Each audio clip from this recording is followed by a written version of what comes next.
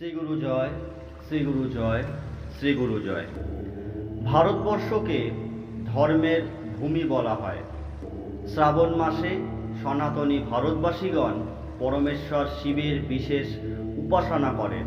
এই মাসে ভক্তবৃন্দ ভগবান শিবের মাথায় শ্রদ্ধার সাথে গঙ্গা জল, ফুল, বেলপাতা নিবেদন করেন।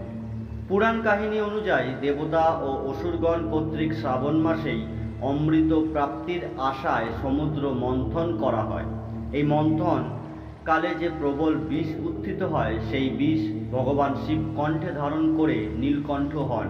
তার কণ্ঠের বিষ জ্বালা নিবারণ করার জন্য দেবতারা তাকে গঙ্গা বাড়ি দ্বারা শীতল করতে প্রয়াসী হন। এই ঘটনাকেই স্মরণ করে কলিযুগে ভক্তবৃন্দ শ্রাবণ মাসে ভগবান শিবকে গঙ্গা জল অর্পণ করেন। শ্রী গুরু জয়, শ্রী গুরু জয়, শ্রী গুরু জয়।